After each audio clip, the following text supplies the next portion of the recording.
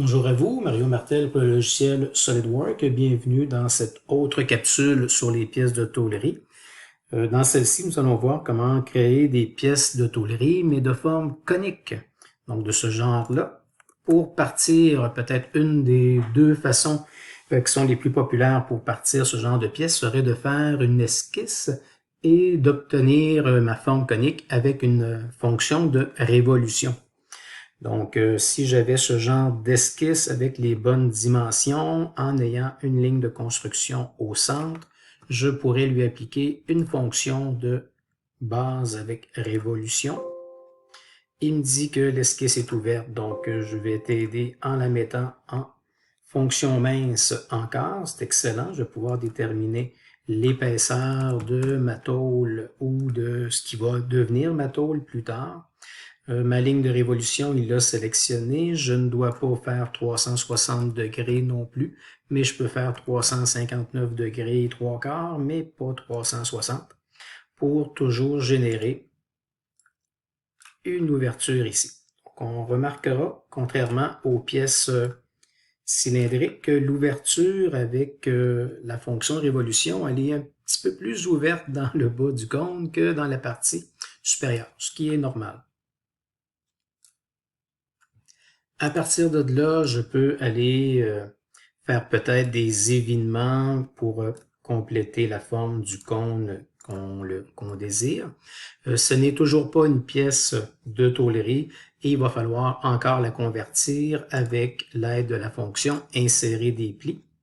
Dans le cas d'une révolution, je peux encore sélectionner n'importe laquelle des arêtes qui est sur autour de mon ouverture ici, en lui disant OK, ça va convertir alors ma pièce en tôlerie et j'obtiendrai encore là son développement. Donc c'est un petit peu plus rock'n'roll comme peut-être comme développement, quoique c'est pas si pire non plus. On peut obtenir ce genre de développement radial. C'est possible de prévoir les rayons également de mes parties coniques. Donc, il y a des formules qui existent pour arriver. Ce sont des arcs vraiment réguliers qui passent les deux par le même centre parce que c'était un cône qui était centré. L'angle de l'arc d'ouverture est possible également d'être connu, entre autres dans votre livre dessin technique. On arrive à déterminer ces formules-là, on pourrait les calculer à l'avance, mais si on a un logiciel 3D qui nous permet d'obtenir nos formes de développement, en plus d'obtenir les ouvertures de mon carré ici aux bons endroits, pourquoi pas ne pas en bénéficier à ce moment-là.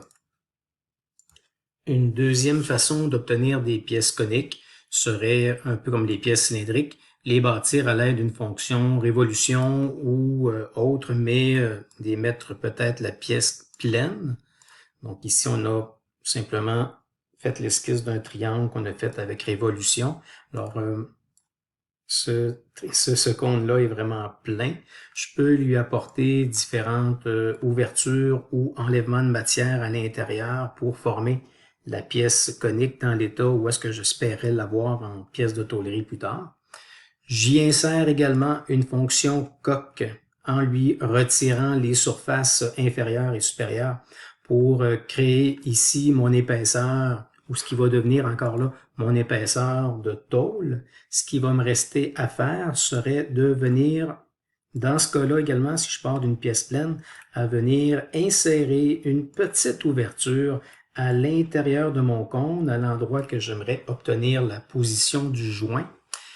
Dans le cas des pièces qu'on va créer une ouverture nous-mêmes dedans, qui ne sont pas par révolution, ça va être important que le rectangle de l'esquisse, qu'il y ait un coin qui parte de l'origine. Donc, je ne peux pas venir le centrer, le centre de mon rectangle ici sur l'origine. Il faut qu'il y ait vraiment un coin qui soit aligné parfaitement avec l'origine. On va expliquer plus tard pourquoi.